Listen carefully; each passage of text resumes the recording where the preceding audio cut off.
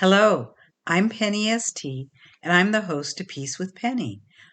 Tuesday, we will be speaking with Kher Albaz from the Arab Jewish Center for Empowerment, Equality, and Cooperation and the Negev Institute for Strategies of Peace and Economic Development, or AJEEC-NISPED, an Arab Jewish peace organization.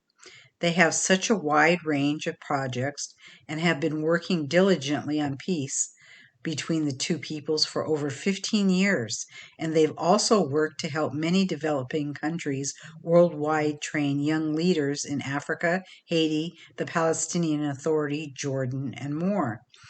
They have had 250 volunteer year programs, have 1,500 volunteers aged 13 through 25, and they have 5,000 members in their youth organization. We will concentrate on their work in Israel between Arab-Jewish partnerships, especially with the Bedouin community.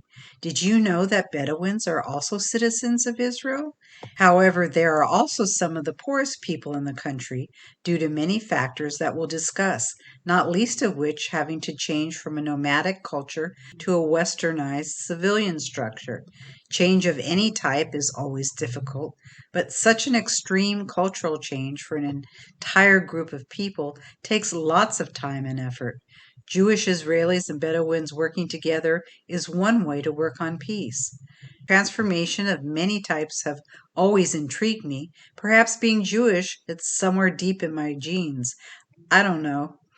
After all, as a people, we certainly have had to change throughout the centuries many times, given our many burdens and opportunities we've faced. I can see how similarities and challenges can help the other, as well as expand each's perspectives, don't you? What happens between Israelis, Arabs, and Palestinians also has become a central theme in my life. Why? Let me explain.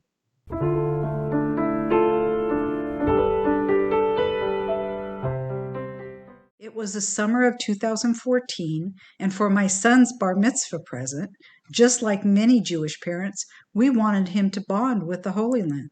Oh, it worked perhaps too well. My husband had stayed back at the hotel, and our friends, my son and I, had just stopped in a pharmacy. Run to the bomb shelter, sweetie, please hurry.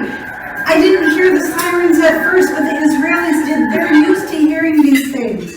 We ran to the back of the storeroom. It was a 12-foot by 24-foot windowless bomb shelter.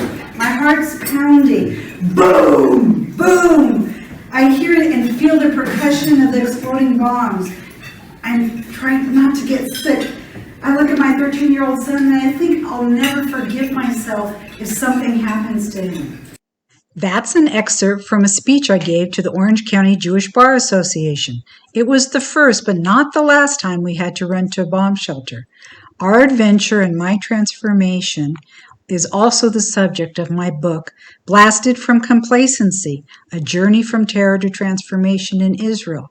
There is no chapter in a parenting book on what to do when a war starts and you're on a family vacation. Think touring extraordinary and sacred sites mixed with cowering in bomb shelters. I'm still trying to get over the Jewish guilt of taking my son to war for his bar mitzvah present. The impact of being human targets helped me understand the plight of Israelis living like this, and it also made me want to work on peace. How Israel is often described on the news is not what I'd seen with my own eyes. And I felt Palestinian parents also preferred their children playing safely in their backyards. The missiles exploded just near enough to blow apart my world as I knew it, forever changing me. And you'd never recognize my life today with what it was like then. I believe I found my life's purpose.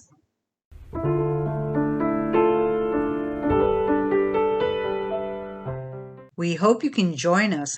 Are you interested in learning more about AJEEC-NISPED, an Arab-Jewish partnership working on peace together that perhaps will open a new chapter of peace building to you that you weren't aware of, that between Jewish Israelis and Bedouins?